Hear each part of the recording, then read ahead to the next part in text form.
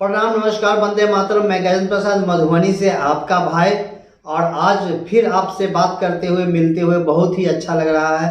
आज जो मैं वीडियो दिखाऊंगा उसे देखकर आपका मन प्रसन्नचित हो जाएगा, बहुत ही अच्छा लगेगा। क्योंकि हम सभी साहब श्री को दिलो जान से प्यार करते हैं, उनकी बात को मानते हैं, उनकी बताए हुए रास्ते पर चलने का प्रयास करते हैं और चल भी रहे हैं।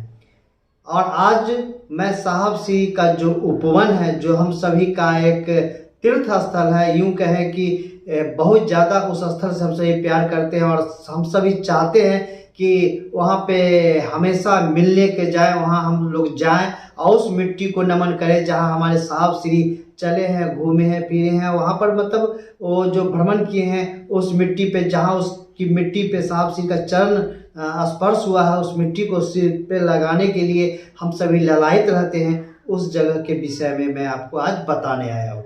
हुआ यूँ कि मैं 30 तारीख को रांची किसी अपने निजी काम से गया था और वहाँ जब गया तो उपवन न जाऊँ ऐसा संभव नहीं है। उपवन जाने के बाद मैंने जो कुछ देखा वो मैं चाहता हूँ कि आप सभी भी देखें, क्योंकि बहुत से हमारे भाई बहन हैं जो अभी तक उपवन नहीं गए हैं। तो उपवन की जो खास खास चीज़ें हैं, खास खास दृश्य है, उसे मैं आप सभी को दिखाना चाहता हूँ। तो आइए चलिए देखते हैं उपवन में क्या क्या खास है। आइए आपको लिए चलते हैं हम रांची के उपवन में। और उपवन में जहां हम सभी जाएंगे तो वहां देखेंगे कि वहां साहब श्री की बड़ा ही प्यारा तस्वीर लगा हुआ है। और ऐसा लगता है कि साहब श्री अभी बोल उठेंगे और कहेंगे, कहो तुम्हारे क्षेत्र का गुरु कार्य कैसा है, कैसे शिव गुरु कार्य करते हो। और साहब श्री के चरणों में फूल को अर्पित किया गया है। जैसे विभिन्न जाति धर्म संप्रदाय के होते हुए भी हम शिव को अपना गुरु बनाते हैं, साहब श्री के कदमों में विभिन्न प्रकार के फूल को अर्पित किया गया है। बड़ा ही अच्छा लगता है जब फूल व्यवस्थित रूप से रहता है और साहब श्री के पास हो तो और क्या कहना। कितना ही प्यारा छवि है, अनुपम, अद्वितीय, अप्रतिम।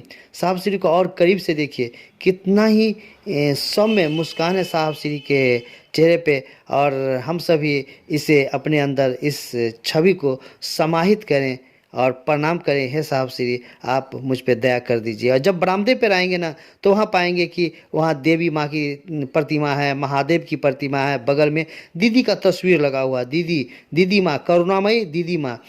बस बगल में ही देवी माँ है और महादेव हैं। महादेव और देवी माँ दोनों की प्रतिमा है जो हमें वहाँ देखने को मिलती है। साहब श्री की ये छटा को देखिए, एक अनुपम छटा को देखिए, कितना अच्छा लगता है, कितना ही प्यारा लगता है, कितनी सौम्यता है, कितना हसीन चेहरा है साहब श्री का। देखिए कितनी मुस्कुराहट है कि हम सभी तो बस साहब श्री को देखते हैं तो लगता है कि हमें महादेव मिल गए। और देखिए ये अखंड ज्योति जो हमेशा जलता रहता है महादेव के सामने, महादेव का जो प्रतिमा है उसके सामने ये अखंड दीप जो है ना हमेशा प्रज्वलित रहता है। और प्रज्वलित रहकर हम लोगों को एक संकेत दे रहा है कि हमें शिव कार्य में इसी तरह सतत प्रयत्नशील रहना है, शिव कार्य हमेशा करते रहना है। प्रणाम करें, चरणों में अर्पित है, हमारे महागुरु महादेव के चरणों में हम सभी का प्रणाम अर्पित है। देखिए साहब श्री और दीदी माँ, साहब श्री और दीदी माँ पारिवारिक जिंदगी को जीते हुए महादेव की दया को प्राप्त किए। हम सभी भी अपने घर गृहस्थी में अपने पारिवारिक स्थिति को सुदृढ़ बनाकर चलें। पति पत्नी में आपस में किस तरह से प्यार रहता है, कैसे एक दूसरे के प्रति समर्पित रहते हैं, इसके आदर्श हमारे साहब श्री और दीदी माँ है। मैं तो ये कहता हूँ कि साहब श्री और दीदी माँ की तस्वीर को 10 मिनट कोई देख लेना तो यदि पति पत्नी के बीच में यदि किसी प्रकार का मनमुटाव है तो वो भी ठीक हो जाएगा। और साहब श्री का एक और तस्वीर देखिए, कितना ही प्यारा तस्वीर है। और यहाँ भी फूलों को बहुत ही व्यवस्थित ढंग से सामने में सजाया गया है। और इसी पर साहब श्री बैठकर चर्चा करते थे, हम सभी को बताते थे यहाँ साहब श्री विराजमान हैं। आप कल्पना करें कि साहब श्री स्वयं यहाँ विराजमान हैं और हम सभी को निहार रहे हैं, देख रहे हैं, चरणों में हम सभी प्रणाम अर्पित करते हैं। और वहीं बरामदे पे एक और तस्वीर लगी हुई है जो महादेव की है, और महादेव की एक अलग छटा है। और ये देखिए ये मछली भी सौभाग्यशाली है कि साहब श्री को बहुत ही प्रिय था ये मछली। है मछली प्रिय, क्योंकि इस मछली की खूबसूरती और इस मछली का जो इधर से उधर घूमने का जो इसका एक अलग अंदाज है वो साहब श्री को बहुत ही प्यारा था। आइए आपको मैं लिए चलता हूँ बगीचा में, गार्डन में।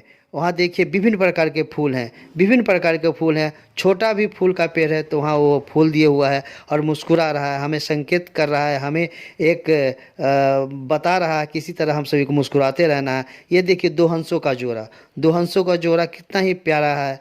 और ये बगीचा हैंगिंग गार्डन की तरह प्रतीत हो रहा है, यानी झूलता हुआ बगीचा। और ये देखिए पूरा बरामदा का तस्वीर है जहां हम सभी बैठकर चर्चा कुछ देर पहले दीदी बरखा जी का सुने हैं। आदरणीय बरखा दीदी हम लोग सभी को संबोधित किए हैं, शिव कार्य हम सभी को कैसे करना है, और साहब श्री की कुछ यादें हैं वो हम लोग को बताई हैं कि साहब श्री हम लोगों से क्या उम्मीद करते थे। तो इस तरह हम सभी ने देखा कि ये उपवन का दृश्य, हम सभी निश्चित रूप से उपवन हम सभी को जाना चाहिए। अभी जितना वीडियो हम लोगों ने देखा, निश्चित रूप से हम सभी का मन ललायित हो गया होगा कि हम कब उपवन पहुँचे, क्योंकि वहाँ साहब श्री की यादें हैं। और वहाँ जाने के बाद मन इतना खुशी से झूम उठता है कि मैं क्या कहूँ। वहाँ जाने के बाद आपको महसूस होगा कि साहब श्री हमारे बीच में हैं, उपस्थित हैं।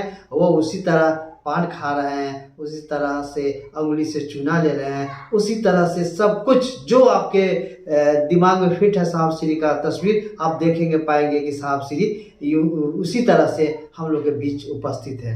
तो मैं आग्रह करूंगा कि जो गए हैं वो जब मौका मिले जाए, जो नहीं गए हैं निश्चित रूप से जाए उपवन। कि उपवन जाने के बाद हम इतना जानते हैं कि शिव कार्य में दिशा और दशा दोनों बदल जाएगी, यानी अच्छाई की तरफ हम लोग बढ़ने लगेंगे, शिव कार्य बहुत तीव्रतम गति से करने लगेंगे, अपने घर परिवार की जिम्मेवारी को निभाते हुए। तो चलिए फिर मिलते हैं किसी अन्य वीडियो में। आज के लिए बस इतना ही। आप सभी को फिर से मेरा प्रणाम।